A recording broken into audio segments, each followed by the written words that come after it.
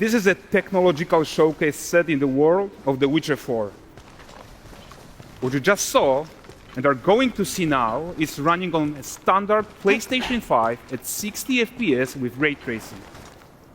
So in the game, you'll be playing as Ciri, a professional monster slayer, a witcher.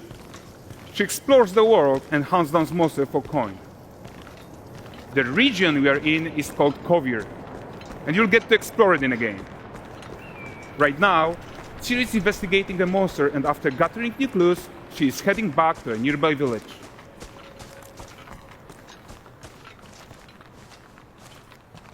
All right, everyone, meet Kelpie. Let weeds be weeds, Kelpie. So just like Geralt and Roach, Ciri has her own loyal companion. We return to town. These two characters need to feel like one. Since you're gonna explore the world on horseback, riding needs to feel seamless, natural, and just fun. Yeah, and to support that, we're introducing multi-character motion matching in Unreal. So Ciri and Kelpie, they're perfectly synchronized when mounting from any angle and speed. And we also support root motion movement on Kelpie, so controlling her feels realistic and grounded. And there are also some really nice improvements to our Unreal Chaos Flesh Solver and these machine-learned deformations. So you've got realistic muscles moving and stretching under Kelpie's skin without compromising the performance there.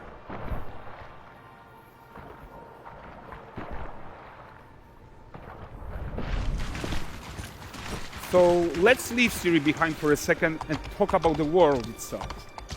So much of the Witcher world is natural, organic, especially Kovir with its dense forest and wild nature. Yeah, and wild nature is hard. And with nanite geometry, we've freed artists from so many of their old constraints. But we don't want to rest until everything we do in Unreal has that same spirit of freedom. There's always more work to do. And foliage is a huge piece of that puzzle. So we are excited to introduce nanite foliage.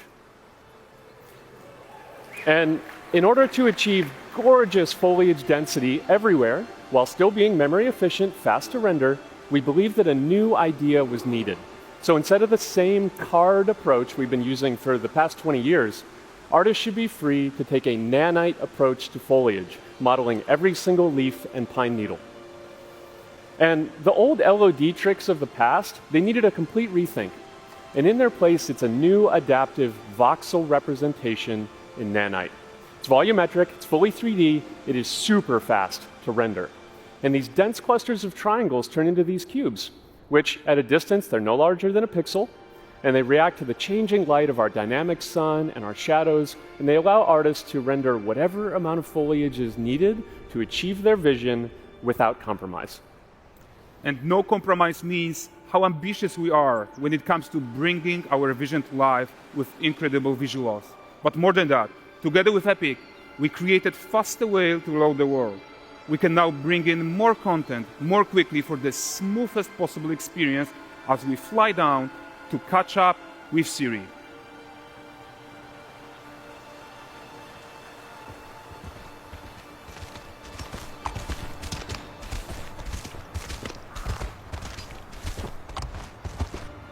Welcome to Valdrest.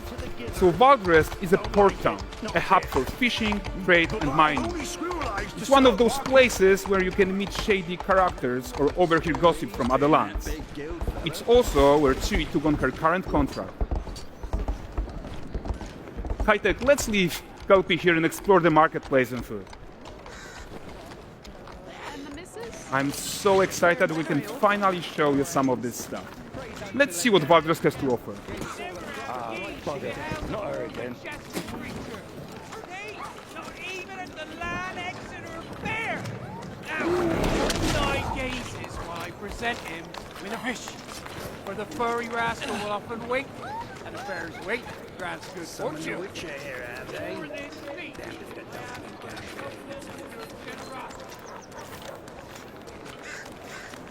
Pardon. Guys, notice how responsive the world is. Character actions directly affect what happens around you, sometimes even setting off chain reactions. Everything is working together.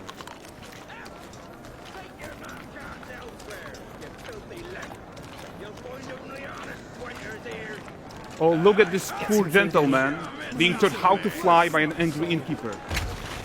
That's what happens when you cheat at Gwent. Last of it, is it?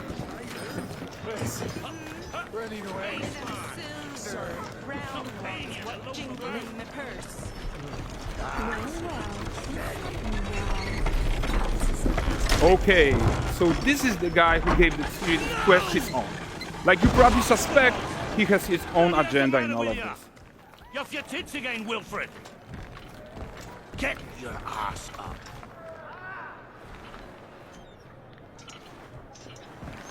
A typical day's toil. Who in? Witcheress. What news of my wagons? No eternity is taking that damn salt to arrive. I found them. And, well, suffice to say, they'll not reach you. As for the salt, I found not one speck. I presume this comes as no surprise to you. Now. Kavir's smuggling trade is of no concern to me. Shush, shush, shush. The manticore that flattened your cart and devoured your men. Quite the opposite. Manticore? No, them winged hellspawn dwell in the arse end of Creighton. Not here. While Ciri decides what to do about that merchant, let's take a look at the character technology that powers this marketplace.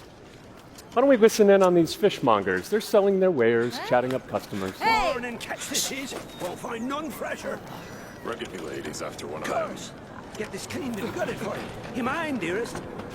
Into seeing something more. Got mackerel cod, all Brexit's finest. And there is tons of tech to play here, even in this simple market stall. Metahuman tools, improved Unreal Smart Objects, Chaos Cloth, and more. Yeah, and all of this exists to make sure that the gap in quality between Ciri and NPCs is as small as possible. Yeah, and closing that gap, it's not just about fidelity, right, but also authenticity. They should react to changes in the world around them. But the prisoner in Pillory isn't exciting enough for Valdres. Let's grab everyone's attention with a circus.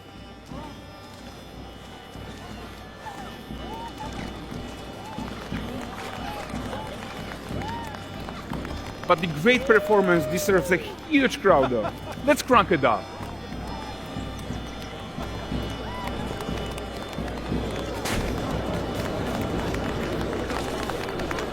So you are seeing tons of optimizations here to many of Unreal systems, including an entirely new Unreal animation framework, allowing us to fit easily in our 60 FPS budget, not just in rendering, but also with room to spare on the game thread. Over 300 animated skeletal mesh agents all going about their business. And the whole point is to leave breathing room for developers like you to introduce the gameplay and the systems that your players expect, empowering you to make your worlds come to life without Unreal standing in your way. You are right. And that's the open world RPG that we're making. But before we wrap up, how about one final check-in with Ciri?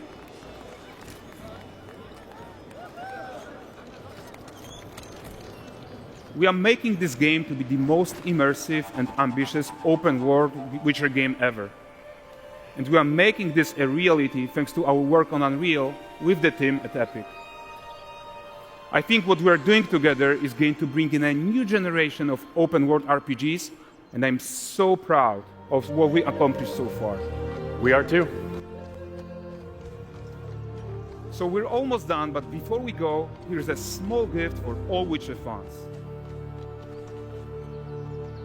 A first look at Lanexeter.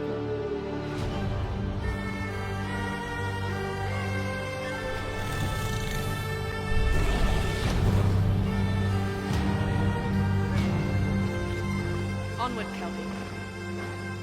With what?